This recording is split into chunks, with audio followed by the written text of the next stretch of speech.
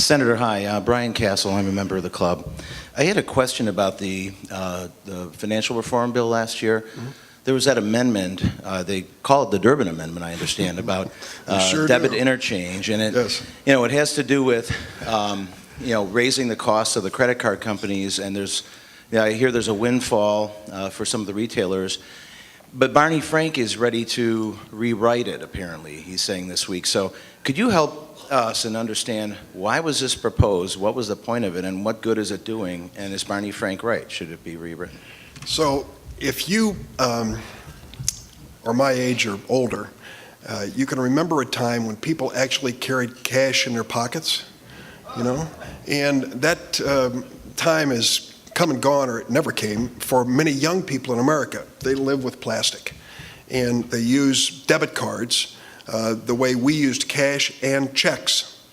So you have the credit cards with the monthly statements and the interest that piles up if you don't pay them. Then you have the debit card that takes the money directly out of your account. Now, these cards are issued by banks and credit card companies. And the two major companies, Visa and MasterCard, really have the lion's share of the market.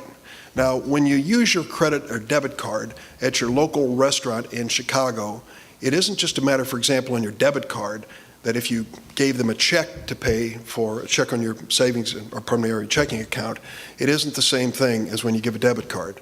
Because when you give a debit card to pay, even though the money's coming right out of your bank account to the restaurant, there is a fee that is paid, an interchange fee, on that transaction by the establishment where you've made the purchase.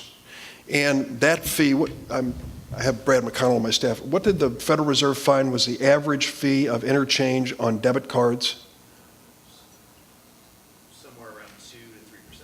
I'm talking about it was 24 cents or 42 cents? I'm trying to recall 12 cents. That was what they recommended. But what did they find is the average currently being paid? 40 cents. Okay. So the average, think of it, Brad, the average interchange fee on debit cards is 40 cents per transaction. And the cost to the bank and the credit card company is closer to 12 cents. So you say to yourself, well, then it's time for that restaurant to roll up its sleeves and sit down and negotiate. No way. They have no bargaining power. There are two giants in the credit card industry, and they set the rules. And the rules not only include what the interchange fee is going to be, they also establish things under current law before this so-called Durbin Amendment that you can't give a discount for cash. In other words, if you said, let me just pay with cash here and it'll be lower, right? Can't do it. And you can't favor one card over another. So these people are at a disadvantage, retailers were. So they came to me from all across the United States, restaurants, convenience stores, big box stores, universities and charities, which all pay these interchange fees, and said, we need some help here. We cannot get Visa and MasterCard and the banks to sit down and negotiate these interchange fees. They impose them on it, take it or leave it. And so we put together a coalition, 47 Democrats, 17 Republicans in the Senate, 64 votes, for the Federal Reserve to have the authority to establish a reasonable and proportional interchange fees. We exempted all banks and credit unions that had assets below $10 billion. So it's only a handful, one credit union in the United States, as well as a handful of community banks and the major banks that would be affected by the so-called Durbin Amendment.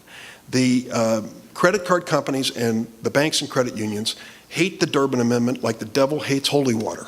They have spent more time suggesting that this is going to be the ruination of credit and debit as we know it in America, that they would have to justify the fees they charge to retailers all across America. They don't want to get in that business. They don't want to have to justify it. And they are trying their best to overturn it with court suits and other efforts. I'm going to fight them. I really think it's worth a fight. Since there is little or no competition in this business, which happens to be the basis of a free market system, this is the only way to establish some fairness for these establishments, these retail establishments. And I'm hoping that we can prevail, but it is going to be a battle. I've taken on some of the big ones here, and I'm likely to hear about it. Now, yesterday, Barney Frank said he would reconsider it. I'm going to talk to Barney and see what he has in mind. I don't know. He supported it first time around, and I hope he'll continue to. Good morning. A question about the Durbin Amendment. As far as the interchange fee, which is being paid per cost, under your plan, where will that fee now be paid from? It seems as if that's something simply going to be passed on to the consumer in the form of more banking fees. Already is. Right. And we think it's too high. And I don't think you can justify it in terms of the actual cost. If I paid with a check on a checking account at a bank, the fee charged by the bank to clear that check has nothing to do with the face amount of the check. It turns out to be pennies on the transaction. If I pay by debit card, it's dramatically higher, even though the same process has taken place. So what we want to say is, all right, those who own the debit card company and the banks that issue them are entitled to a reasonable and proportional fee for the services that they offer. Currently, they are imposing, without competition, this interchange fees on the retailers. And we're trying to find more balance here. There's a way through this. I mean, and I wish that the credit cards and banks would have been more forthcoming, but they just basically said, no, we are going to protect our duopoly here with Visa and MasterCard and the major banks, and we're going to fight you on it.